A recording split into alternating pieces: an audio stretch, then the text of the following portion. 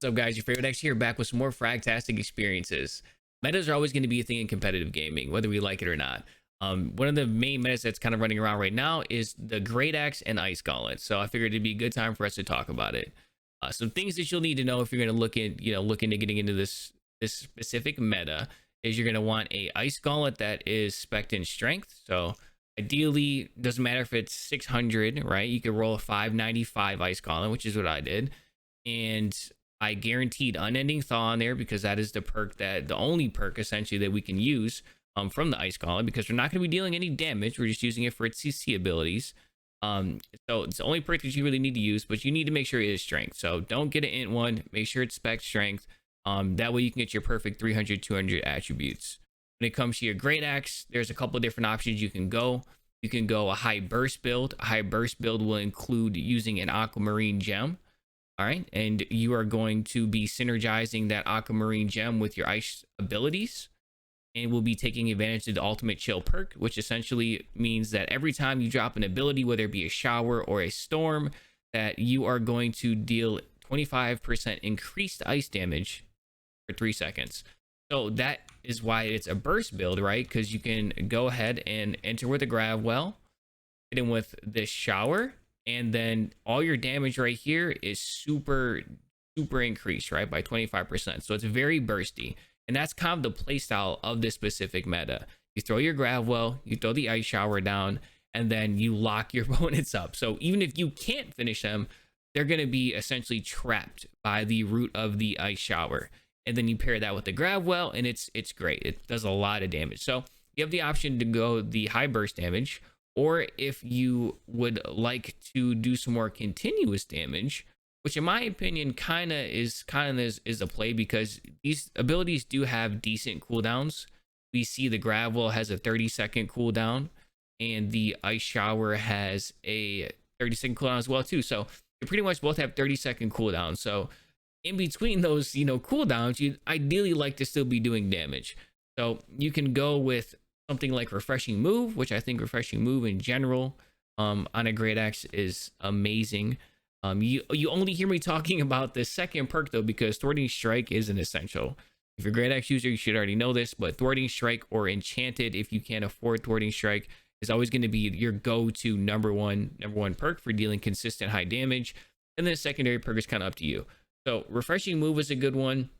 I think it works great. You could do refreshing move. You could throw a aquamarine gem in there, and you could still kind of get high burstier damage. Or you could do something like thwarting strike and keen, right? And you could increase your crit chance on top of the 25% bonus damage you're doing, while having the frozen gem in there after the ability drops. So you could see some really high crits with this, and that's why I think this thwarting strikes and keen really works good for the burst build.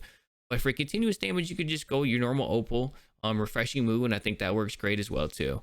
I'm trying to think, do we need anything else for the rest of this build?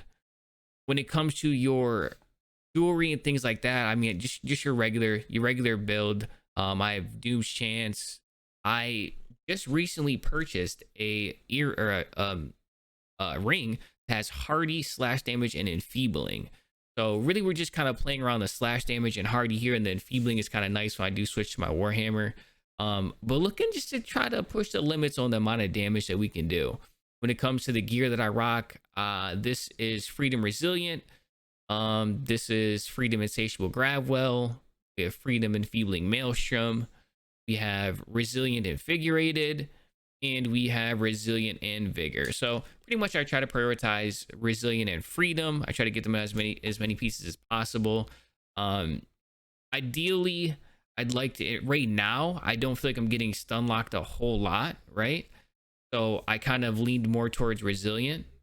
But Freedom is still a massive. So I try to balance them out, but I do prefer Resilient right now, just because one, Freedom, my honest knowledge, isn't working appropriately.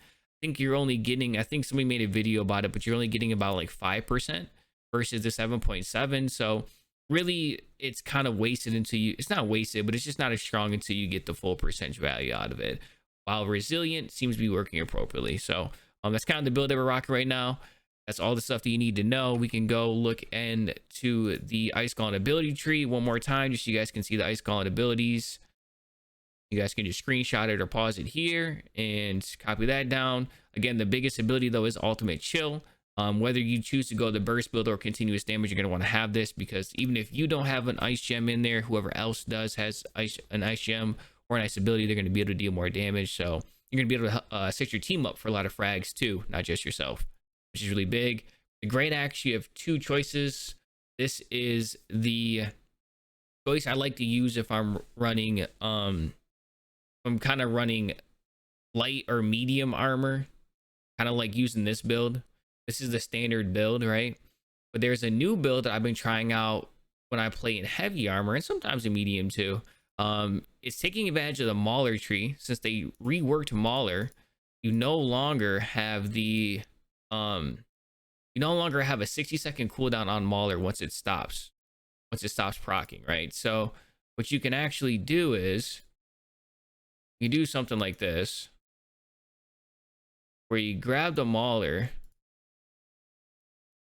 ability, and you can even grab Unyielding, which is one of the only times I'll ever grab this, to be honest. But you can grab Unyielding, and so essentially what you can do is you can be in heavy. So you're going to be in heavy, right? You're going to be taking a lot more hits. You're going to be able to just withstand a lot more pressure. You throw the grav well down, like we spoke about. Throw the grav well down, that gives you 10% fortify.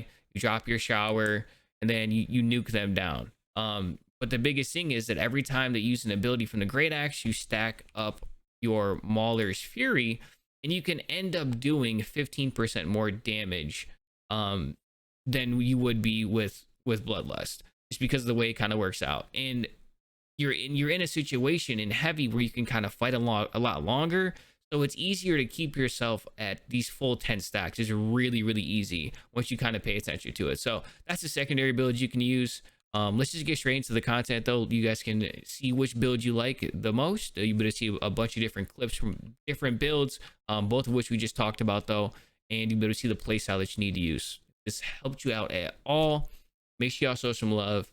Like, subscribe, comment, all that good stuff. And let me know the next meta you want me to try.